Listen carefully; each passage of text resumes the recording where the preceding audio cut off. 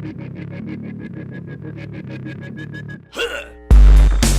that? That's cool. That's cool. And after your stint in UFC 2, there was a long layoff between your first and second fight. Kyle Fletcher is your second fight. Pardon me?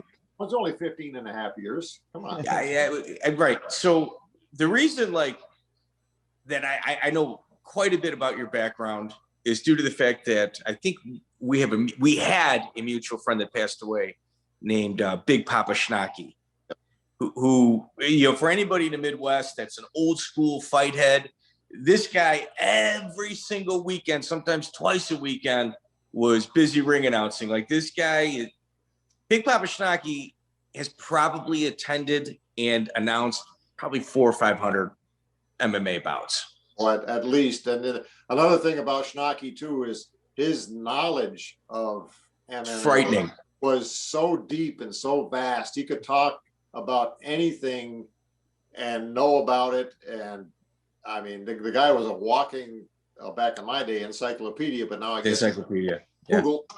So yeah, he was a great guy. We met at some shows in Minnesota. We became good friends. And he was a guy that he really didn't need a microphone. He was a little guy with the biggest voice I've ever heard, and he projected, and he was a great ring announcer. He was not afraid of an audience, I got a question only Fred can answer.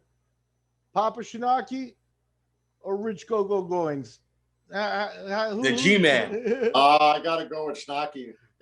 Yes, sir. Yes, sir. I know Schnake. I hung out with Schnake. I've been to probably dozens of shows with Schnake. He loved you, man. He loved you, Fred.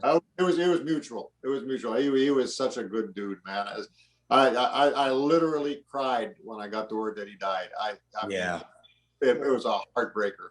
I always tell Chris and Miguel, let's just pretend like this podcast takes off. There's 2 statues I'm going to build. One, Randy Greenman, Southern Illinois, and Big Poppa Schnake in Rockford, Illinois. I mean, those 2 were just absolute pioneers in the sport. That if you ever build a Schnake statue, when you unveil it, I will be there. Yes. I think a lot of people would. When you pull the shroud off of that I want to be there. I want to be there for Schnake. And you know what? In true Schnake fashion, you'd almost have to. You'd have to do something to the statue. You'd have to foul it a little bit. You couldn't let it go. He would appreciate it.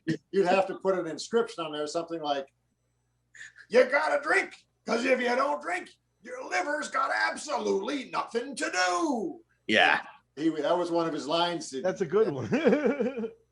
Hey, but I have more questions.